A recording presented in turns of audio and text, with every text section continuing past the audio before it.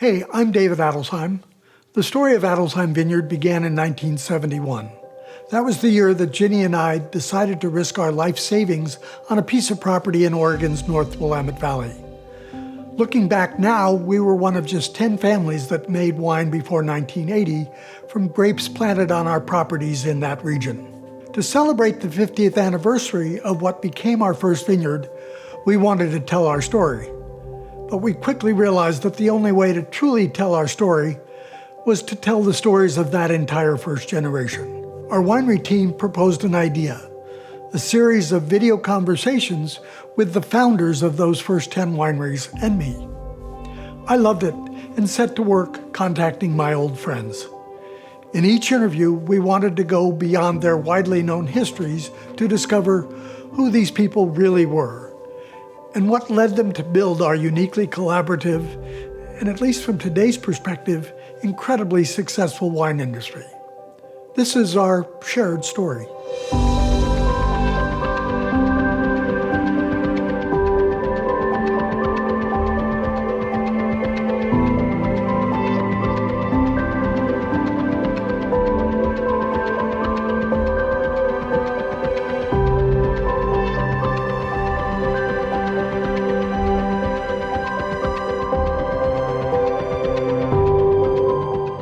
The third winery in our series is Erath Vineyards.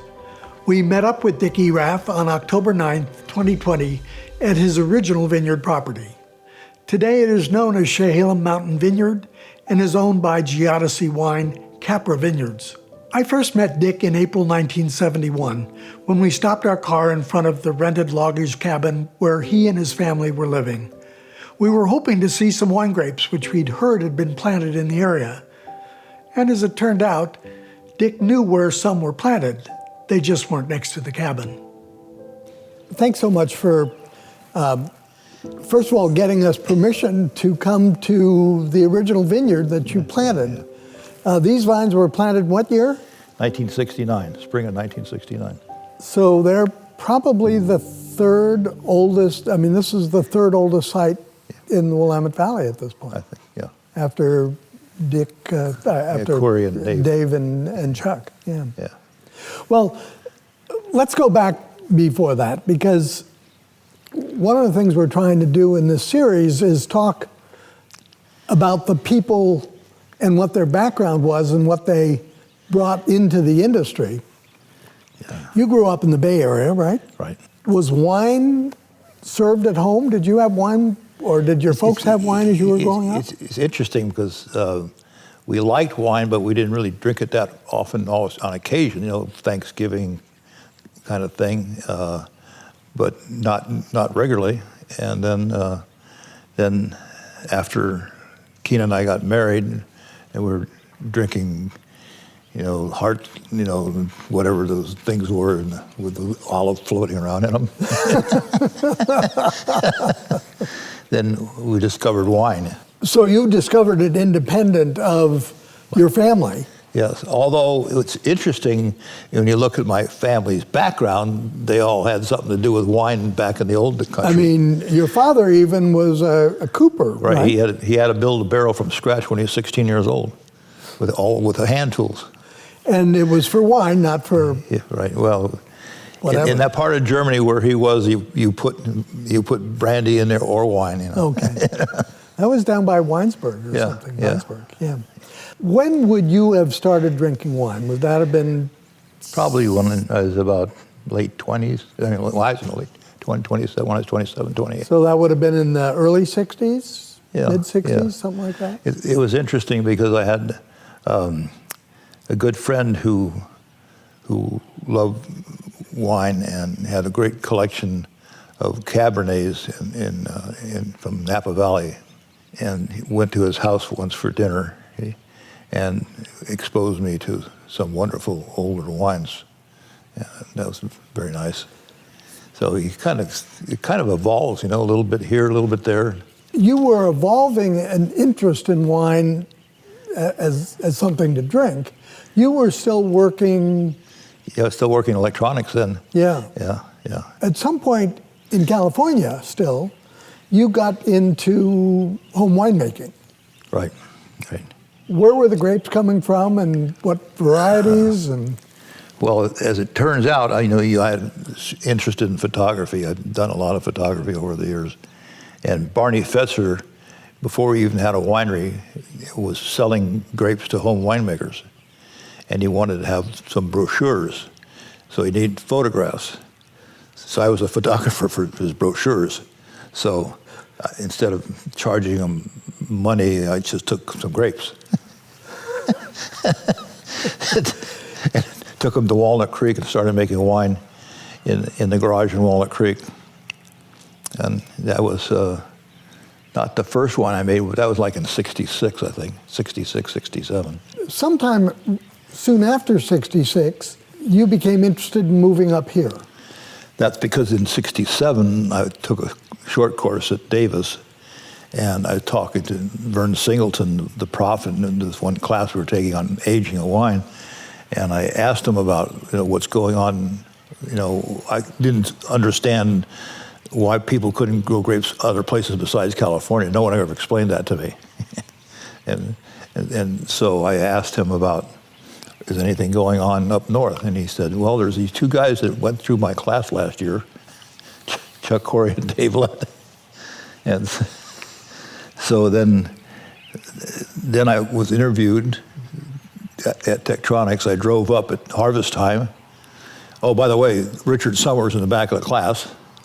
Oh, in Vern's class that year. That year, he was in the back of the class, and Vern pointed him out to me, and I introduced myself, and he was very enthusiastic about someone had an interest in Oregon. He quickly gave me a bottle of wine, which I drove back lightning speed to Walnut Creek from Davis, and opened it up, and it smelled like a whiskey barrel. And I wonder why. Yeah, he didn't even bother even rinsing them out. Wow. And so, but there was some nice fruit character behind all that whiskey smell. So, and then Tektronix then decided, when I did the interview, that's when I met Chuck. Dave was out selling books at the time. Chuck was home, and spent way into like 4 o'clock in the morning talking about grapes and wine in the old house in Forest Grove. And he probably explained why grapes could be grown in Oregon at that point. I mean, if you hadn't already known. Yeah, he told me about his master's thesis that talks about the limitation on climate and all the work he'd done on that, and it was an interesting paper at the time. Yeah. Yeah. You were coming up here and interviewing with Tektronix, and you were really a home winemaker at that point. Right. Was there something that pushed you from working at Tektronix and being a home winemaker to thinking that you should do something bigger than that? Yeah, I had a walnut orchard in Walnut Creek, a small orchard, only 3 acres. And with 3 acres of walnuts, you're at the mercy of the processors and the association down there where you sold the nuts to. And I said, I like to plant grapes, but I don't want to be a victim of somebody else's marketing company. So I said, well, let's plant grapes and make wine. And I had a background in, from Davis, and then also when I was going to school, I worked in a brewery, so I had some fermentation knowledge that I garnered there. And you went to Davis as an undergraduate? Well, I went to Davis they held refresher courses, and it was you booked your course through the Wine Institute, and I had to kind of fudge that a little bit, saying I was told the Wine Institute, I don't have a winery right now, but I'm going to have one. And so they passed judgment on me and said, okay, you can go to the class. It was nice because Andrei Chelachev was sitting alongside of me, Wow. Yeah. Because everyone's going back for refresher classes. And this was the class that Richard Summers was in as well? So this was Vern's class? Yeah. So already before you came up here, you had the vision that this could be an occupation, not just Oh yeah, I was not going to be just a grower. pretty much went in thinking that way. I never thought it's just being a grower. And I mean, I assume that you knew more about winemaking than you did about grape growing at that point.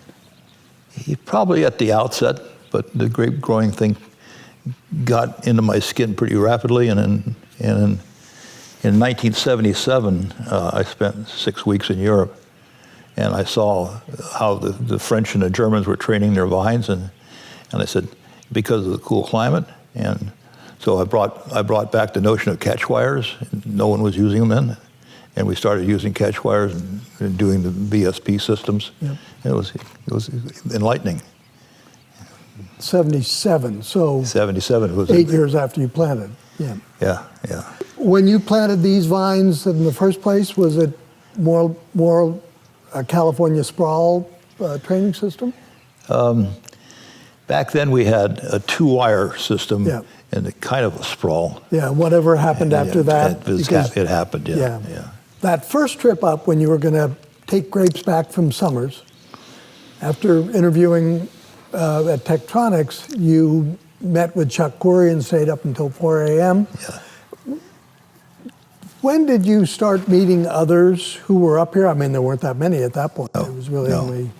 So on the way back to California, I stopped by Summers. He was harvesting, and he let me go out and pick grapes. I picked, I think, Gewürztraminer and some Pinot. Took them back to Walnut Creek and made wine.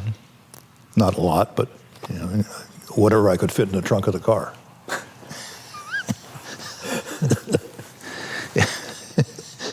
Cars going down the freeway, juice is running out of the trunk. The other thing that got me really to understand winemaking better was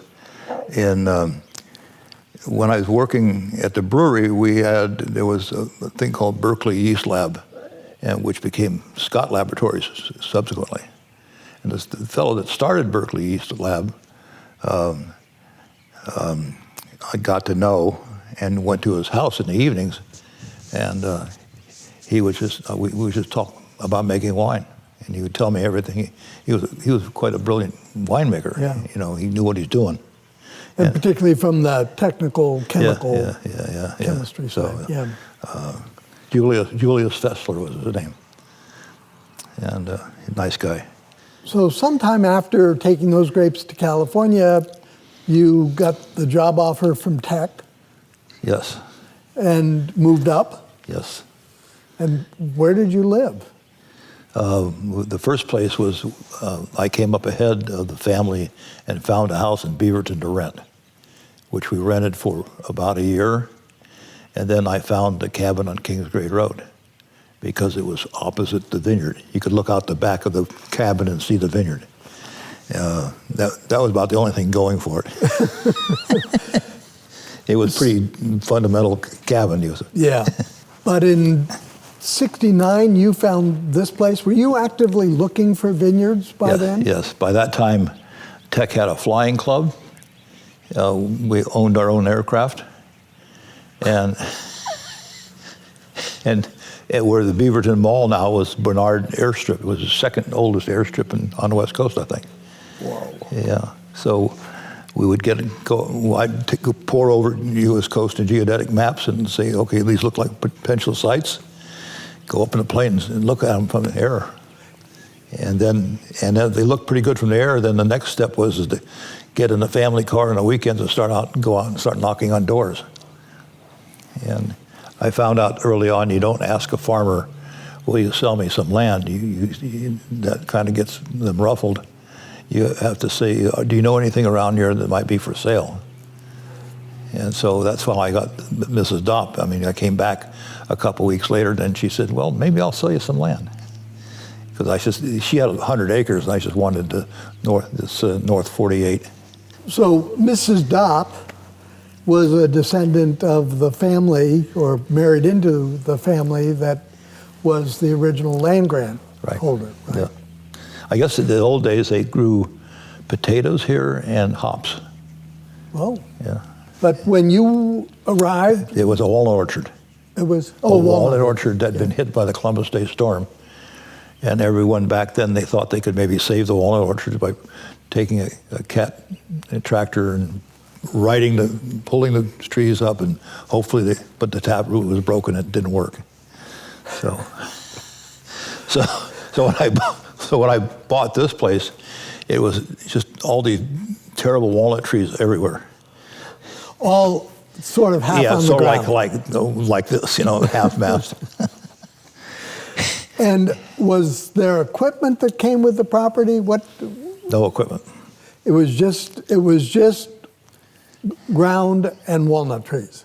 Ground and walnut trees, and the fellow that had been taking care of the walnut orchard had the D2 cat down there, and he helped me with the clearing when we had to clear all these walnut trees out of there here. And D2 is not a huge machine. No, not a big tractor at all. Yeah. Yeah. Well, the first thing I had is a big tractor going through with a brush rake and windrowing the trees, and then Tektronix had a newspaper.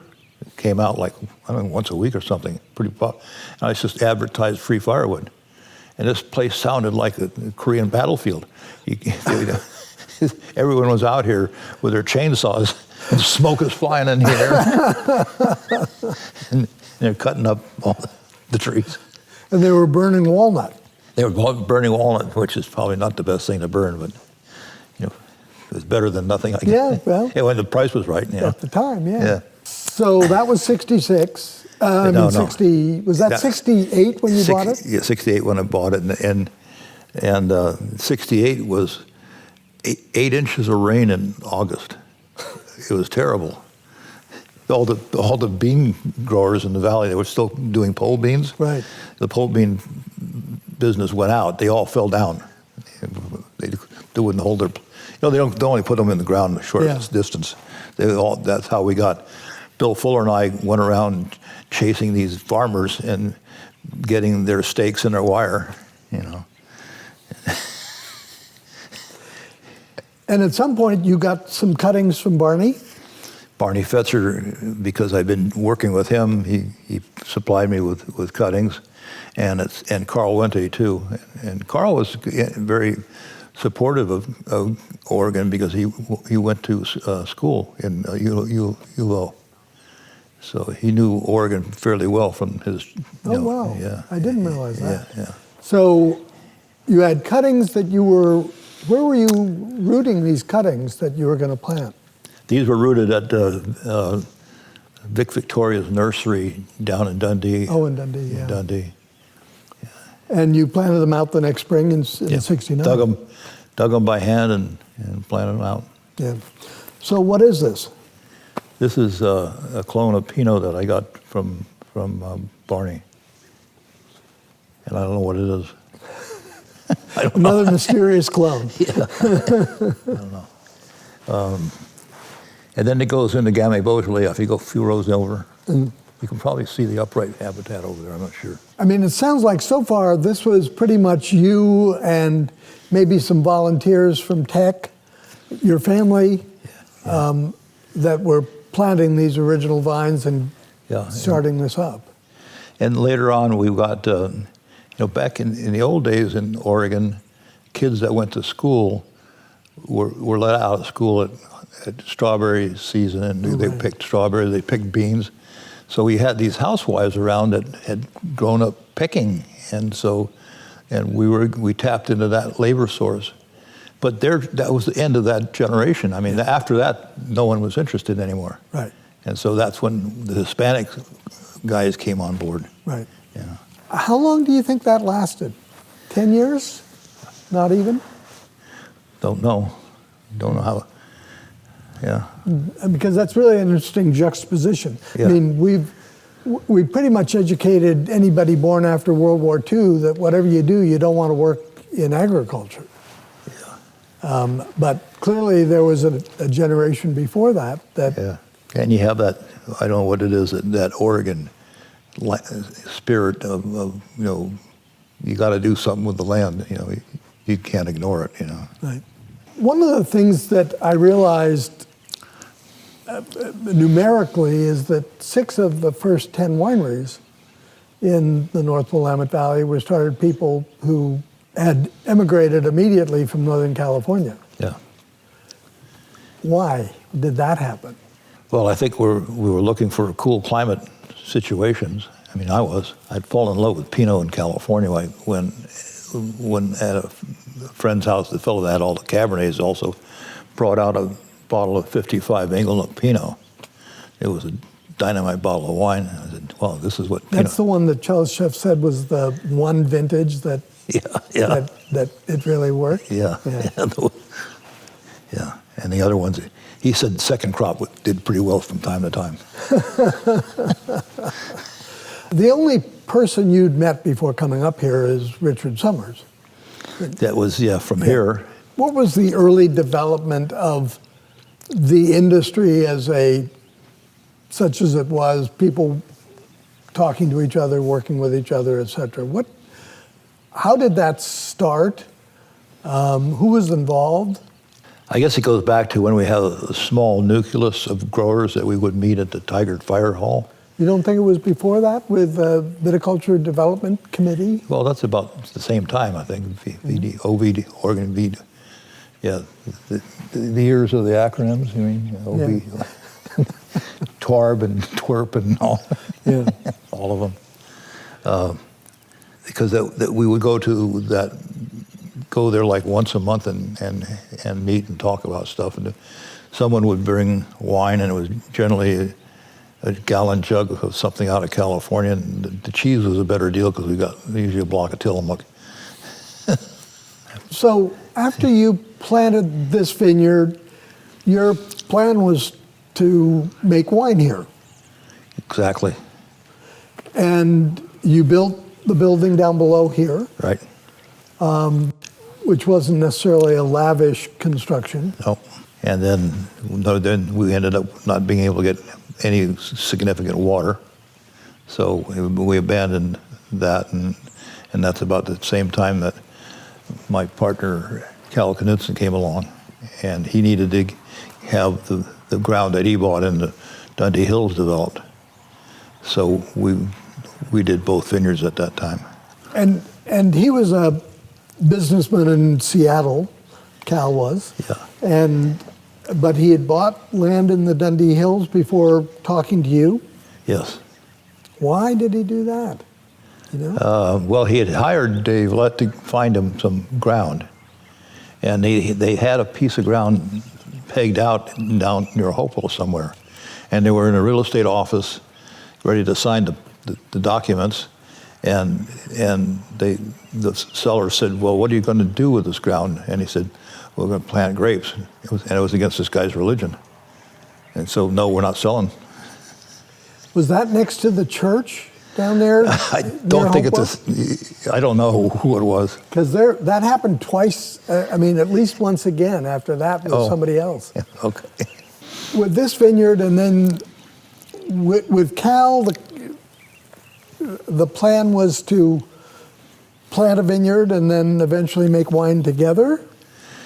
Right, and I'd already had started making wine, so I made his wine and my wine, and we soon realized that marketing two different brands as small wineries was an uphill battle, so we combined and made it the Knudsen Erath label. Yeah. I mean, your first wines were Erath Vineyard. Correct, yeah. How long were you and Cal involved? Oh, we were partners until 1988. Wow. Yeah, long time. Yeah. And Paige now is running the show over there, this daughter. Right. So we already touched on the beginnings of this. You were clearly first a winemaker, but you obviously had to... Yeah, you have to have... the more I got into it, the more I realized that, it's one thing. It just happens to be the grapes are outside and the winemaker's inside. And once you had wine, there were a couple other jobs that needed to be done, like selling it. Selling it. Whoever thought? Whoever thought? I remember those days when the card table came out in front of the garage, and on weekends we had a mailing list, and people would come out and they bought wine. Not a lot, but they bought it. And When would that have started? Do you think that you started setting up a table and selling wine at the... 73, 74. Really, that early? Yeah. Cool. My first vintage was 72, and that was quite an experience going out trying to sell that in Portland. You know, I remember Pepe's wine shop in Lake Oswego. Pepe told me, I said, I've got some wine. He said, well, Sonny, what kind of fruit and berry are you using? And I had to explain to him this was the real stuff, you know. And did he immediately buy? No. I think he was very cautious. I mean, I think it was until I'm not sure about the year, but I think it was 84 or somewhere in there was the first year where Oregon actually sold more grapes, more wine outside the state than they sold inside the state. You know, starting to get, you know, that then Steve Carey came along and we all did our, you know, guerrilla marketing with him. Right. You know. In the beginning, you were a teeny winery like everybody else. Yeah. But at some point, you must have made a decision that you wanted to be bigger than where you were starting. I think the vineyards made that decision for us. You know, there was a lot of acres being planted, and you're not going to be small when you have a lot of fruit. And there was people back then were not buying grapes. Right. So all of Knutson's had to be made into wine that you sold. Yes. And all of this. And all of this. Yeah. So you sort of backed your way into being a larger winery, it sounds like. Yeah, and I think I learned a lot about running a business from Cal. He's a very, very accomplished businessman. And, so it helped a lot, you know, having him teach me, basically. And did he understand how wine was sold and how to position the company from a marketing standpoint and so forth? I think he maybe not some of the finer points of it, but he knew the general overall scope of it. At some point, I was so buried in paperwork that I came to you and asked for a recommendation of an accountant, and you helped me with that. But it seemed to me at that point that would have been probably 85 or so. Sounds about right, yeah. That you were much more knowledgeable about how the accounting and the systems of management worked in a winery than some of the other people. Yeah. And was that from Cal that? Oh, more from Jack, I think. Jack and I taught one another. You know, he knew the fundamentals of accounting, but he didn't understand at the time. He didn't know the nuances of wine. So Jack Irvin, the accountant. Yes. Yeah. Yeah. So in essence, you and he batted around the issues of how to make that work. Yeah. So that you could have a balance sheet and charts of accounts and all the things that that you actually had in a business. Yeah. Exactly. What was Cal's role as opposed to Jack's role in that? Well, Cal had used the Anderson Company accounting firm for his own personal taxes, and at that time Jack was working for Anderson, so that's how I got to know. How you met him? Yeah. Yeah. Then he spun off on his own, and I became his first accountant. Wow, I didn't know that. That's amazing. Yeah. Ultimately, your understanding of the business of vineyards, the business of wine, the business of selling wine, allowed you to sell the winery. You, by then, had yet a third vineyard, which you kept for a number of years and then sold that. And both of those sales, it seems to me, were very successful. Yep. Particularly the sale of the winery, I think, was a demonstration of how important Oregon wine was to companies like Saint Michel that bought it. Yeah, I think that was. I mean, they didn't just They realized they didn't have any Pinot in their portfolio, and they wanted to have that, and they realized that that's where the consumer was going on red wines, and actually I got that was through my distributor in Portland, hooked us up together. And they agreed not only to buy the company, but to fund a foundation. I funded the foundation out of the proceeds. Okay. So. And that foundation has been funding all sorts of projects ever since. Yeah, that's been another aspect of this whole thing that I never knew would happen to me, that I would be able to, have a foundation and give back to the, community, to the industry, and it's been pretty gratifying to be able to do that. We've been able, we started off with around $3 million, and we have put $1 million back into the industry, and we still have $3 million. So we've been able, we've done a pretty good job of managing our portfolio. Nice. Yeah. Just to continue that story, some of your time since you sold the winery, you spent in Arizona. Right. It was my distributor in Arizona was doing some fundraiser down there that involved playing golf, and I was an avid golfer back in those days, and so went down there and it's a nice place to spend winter, not the rest of the year, but winter, So then I bought a house down there, and of course, I can't. Then the next thing that happens, it triggers in my mind, why aren't there any grapes around here?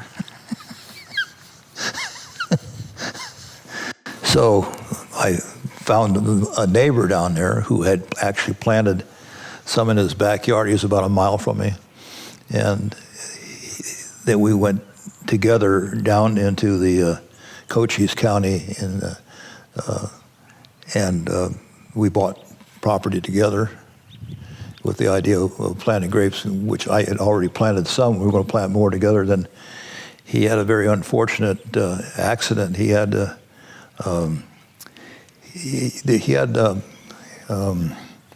psoriasis of the spinal column, internal. Mm-hmm. And I never knew you could have that. Yeah. And so he wakes up one morning paralyzed. And they say, well, we can just open that up and take care of it. And after, 7 hours under the knife, and he woke up the next morning, still couldn't move. Mm. And so he finally works his way back to get some motor skills back again.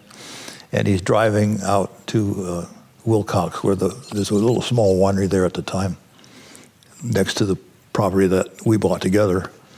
And he had taken a barrel out there as a deed, a friendly deed to the fellow that owned the winery there, and he had it on a trailer, and trailer hit because of it still had his problems, coordination and everything because of the operation. The trailer hitch came down and took off 2 of his fingers, and he packs up the 2 fingers and drives 80 miles back into Tucson to the hospital. It was too late, lost the fingers.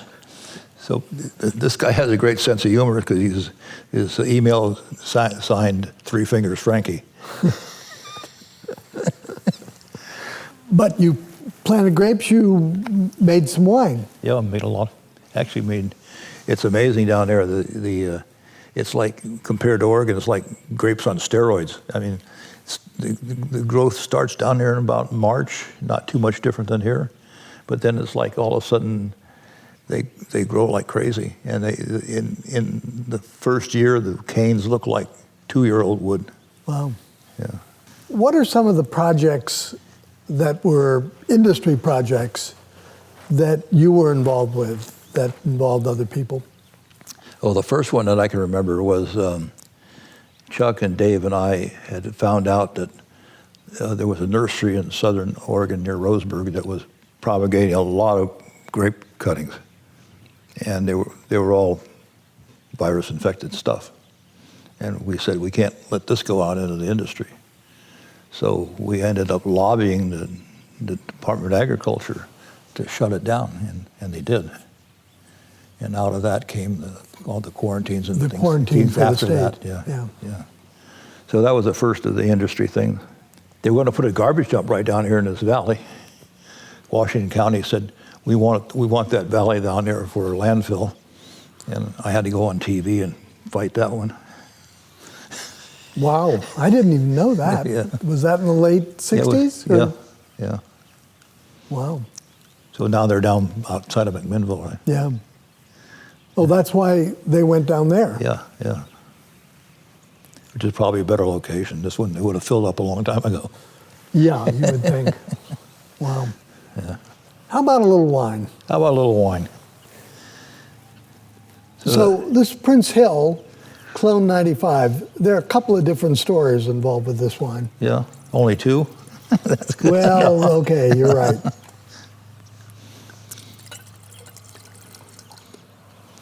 So one of the stories has to do with not just Clone 95, but clones and yeah, well, which you were very instrumental in that whole thing. But you as well. I mean, you.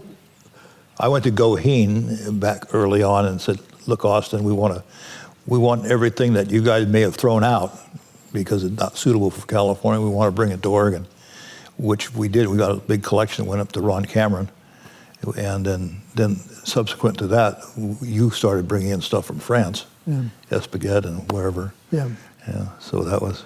I remember in December of '73, we had a tasting at Chuck Query's house of every Pinot that we could get our hands on, whether it was commercial or home, trying to understand this idea of clones. And you'd been working with Chuck initially, partners in a nursery, and then you separated and did things individually.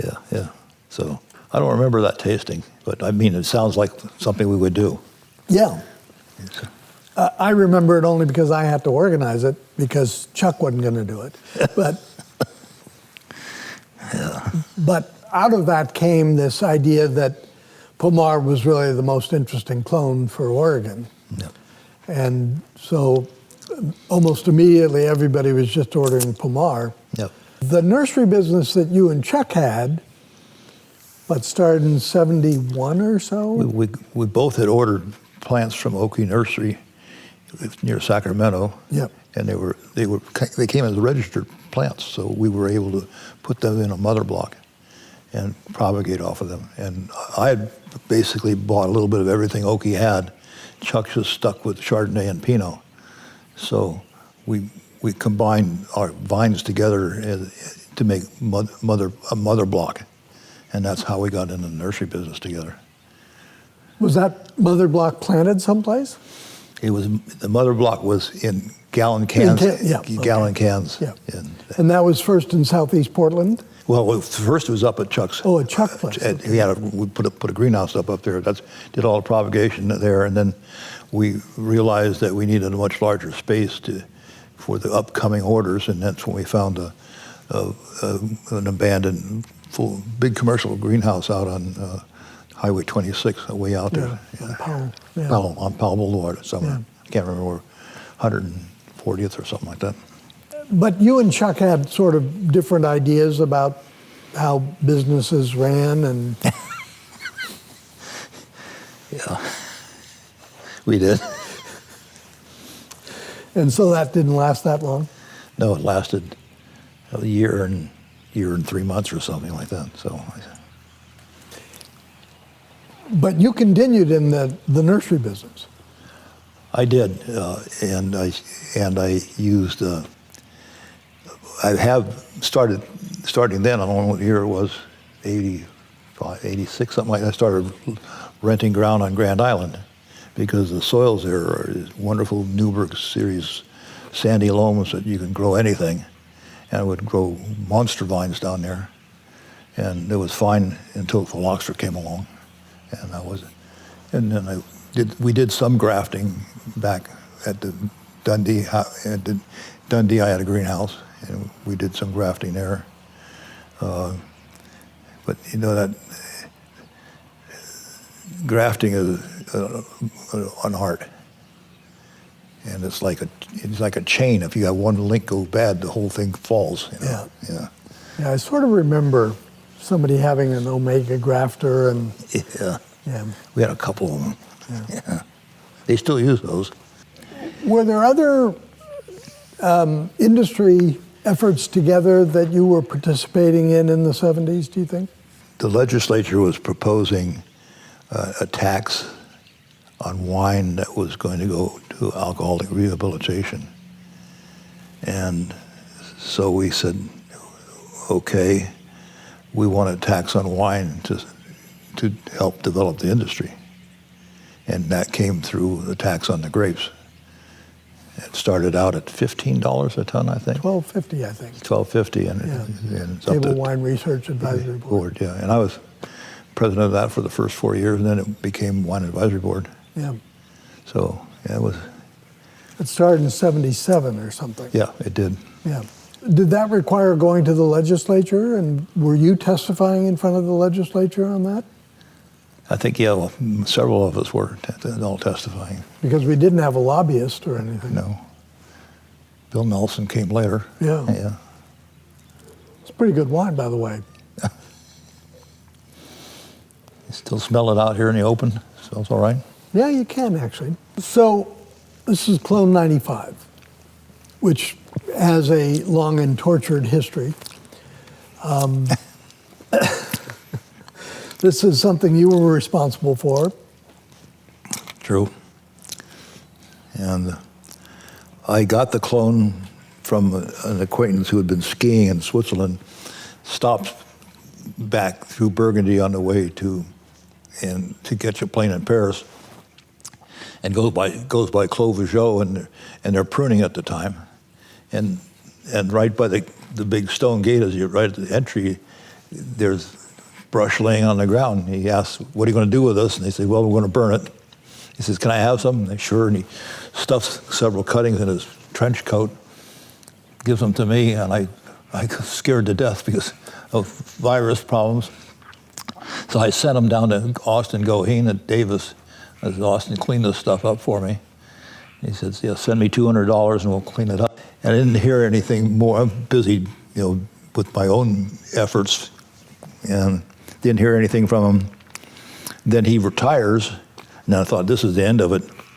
And then in 2002 or 2004, I get a note from this, says, "Dear Mr. Erath, your vines are ready." This is like, some 20 some odd years later. They do work in slow ways, those guys in academia. That's an amazingly long time for something that probably took 6 months. Well, it failed. It failed.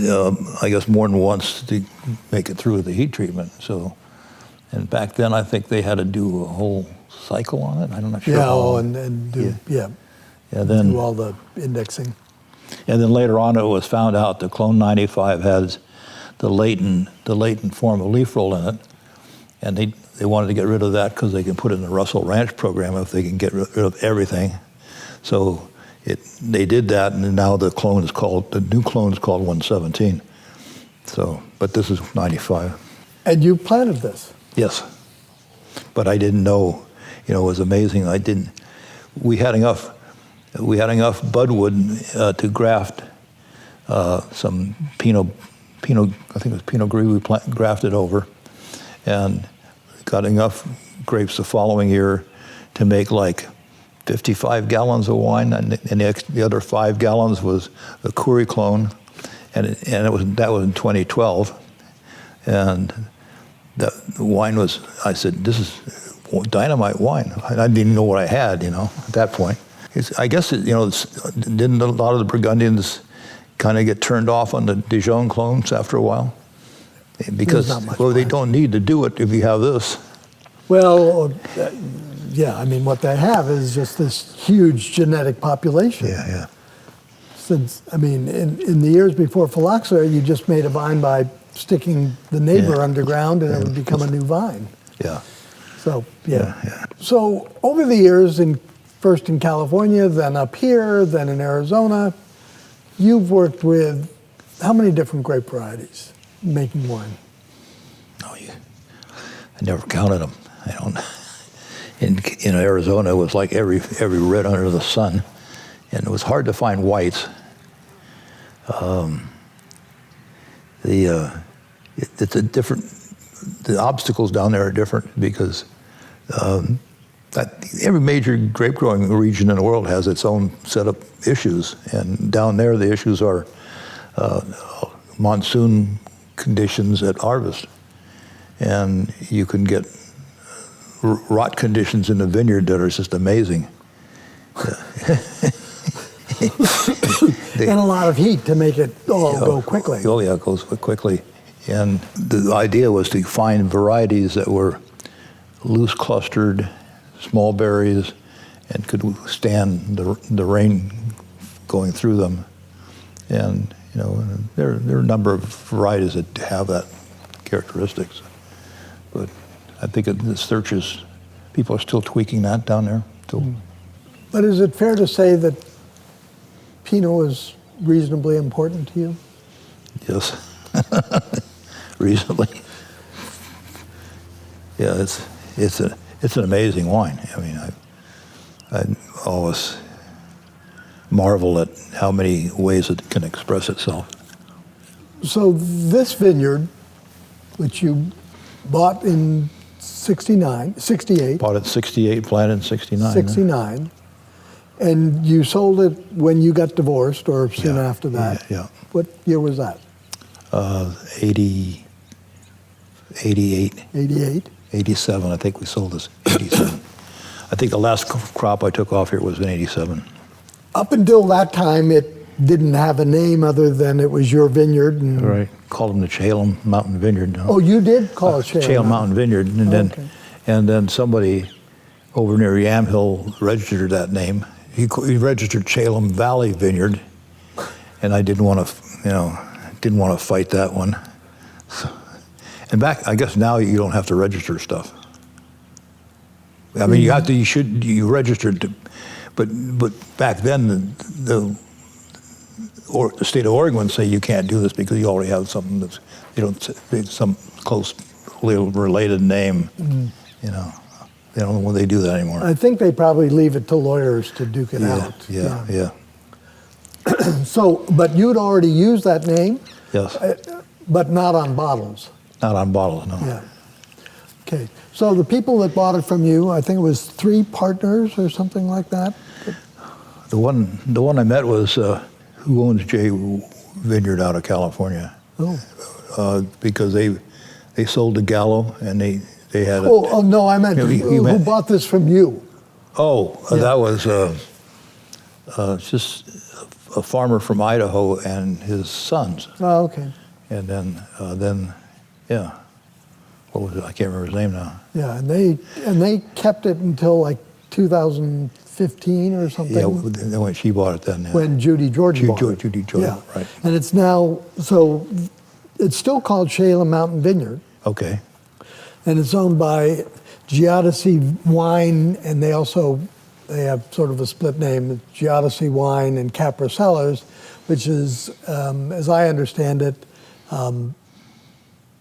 is not only a commercial venture, but also promotes women winemakers, and particularly those without a lot of financial means to be able to learn the skills and arts of making wine.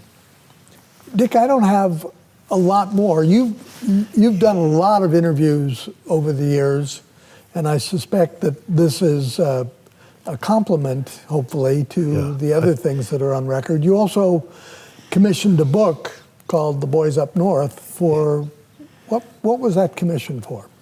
That was done from our marketing company, and that was done in '97. The Boys Up North, and there's some, elements of history in there, of my history and other wineries in there. And for the longest time, it was the only history Yeah. that told the story of the founding of the industry, really. Okay. Obviously, a certain amount of it was through your life, but I mean, there was a chapter on me and a chapter on each of these people. Yeah. What did the Boys Up North, what was that title? That title came from Richard Summers. He suggested it. Oh, he suggested it. Yeah, yeah. And we thought it was catchy. And would that have been what down there they called this group of? The Boys Up North? Yeah.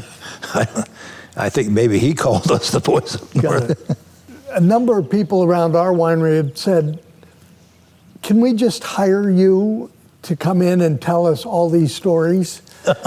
Because you're full of all the individual things that you ended up having to do and create out of thin air. Because when you first were buying this piece of property and planning it, a lot of the systems that existed even in the 80s didn't yet exist. Yeah. Did you ever license this piece of property, for instance?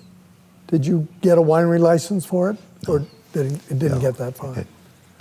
But when you got a winery license for the basement in the Dundee Hills, did that become a big issue? Was that a difficult process? No, pretty easy.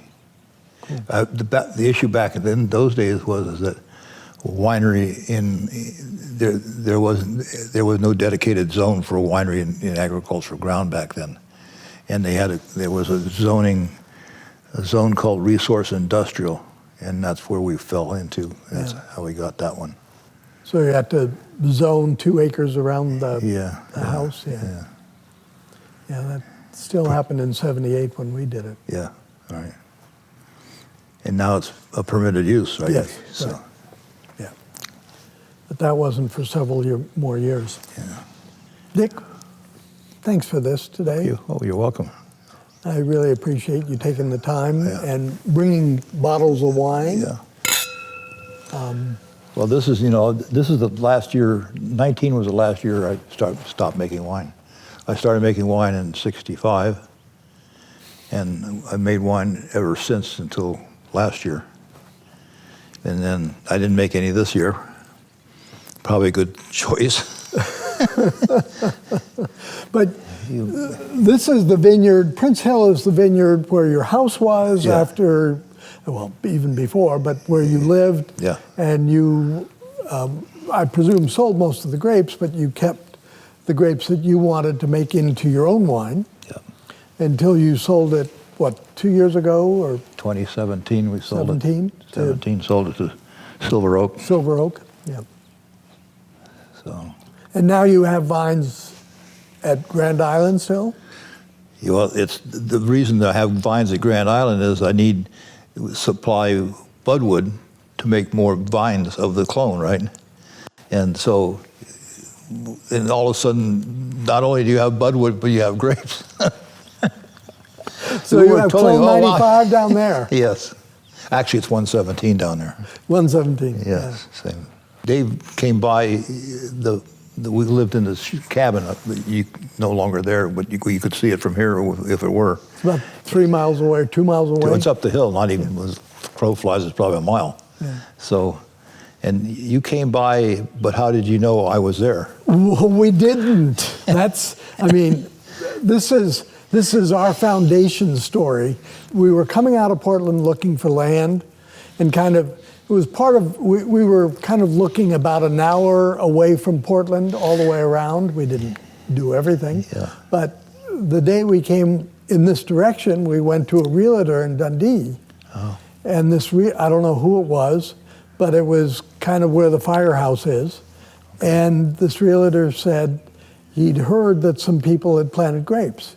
And were you looking to plant grapes at that point? No, we were just looking for land. But he mentioned that on the side as we were asking about land that was for sale. Prior to that realtor, we didn't know anybody had even planted grapes at that point. We had no vision of that. but he didn't know where or who. And so we sort of explored all afternoon trying to find some grapes, and we never found any grapes. No. But we were driving up Kingsgrade, and you were out front of the cabin, and we stopped you. Wow. I mean, it's the wackiest story. Yeah. I mean, why do you stop somebody? Because he has a beard? I don't know. And was I working on the BMW and on the kitchen dining room table? Well, you may have been, but we didn't see the dining room table. I know that was a fixture of the dining room. But Table, yeah. in my memory, you had a wheelbarrow and you may have had something in it, but I'm not going to hang any hats on that. Oh, yeah. I've told that story more times than I can count. Yeah. I'm sure 100 different times or more. Yeah, interesting. But I have no idea what we talked about. I do know that we asked you, do you know anybody who has planted grapevines? And I'm sure you had some sort of an answer. Yeah, exactly. And we said, can we see them? And you said, well, they're not on this piece of property. And I think you took us around the side of the house. Could you see the vineyard from? Yeah, oh yeah. Yeah, so you kind of pointed To where it was, yeah. out the back to the vineyard, and it would have included these grapes here. Yeah. But I think that day was a total bust in terms of up close contact with grapevines. Yeah. But And then we met the Blossers and were invited to a party and met the Letts, and I think pretty quickly Corey and Ponzi and yeah. And but I know when we found the piece of property on Quarter Mile Lane now, this one, we asked you to come over and tell us if it would be a good vineyard. Yeah.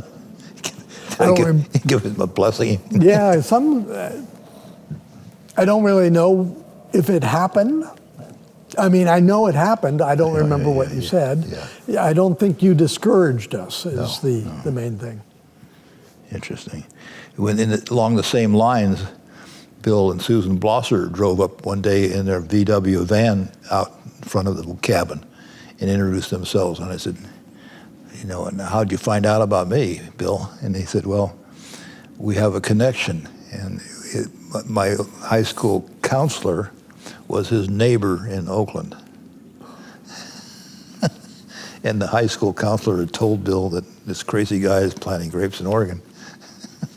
He was still talking to his high school counselor? That's amazing. They were neighbors. They lived. Oh, they were neighbors. Got it. Houses side by side, up by Lake Temescal. Yeah, they're. It's just 1 degree of separation in this country, Yeah, exactly. That's crazy. Yeah. Dick, one other question. When you bought this piece, started planting, Chuck Quarry and David Lett had already done that, and there was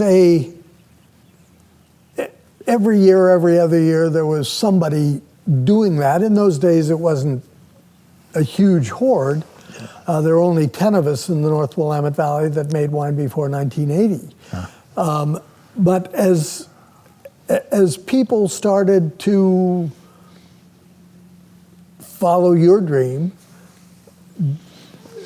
did you feel like you were that you needed to be protective of that, or that it was more important to share it? Oh, never thought about protecting it. Always thought about, sharing it.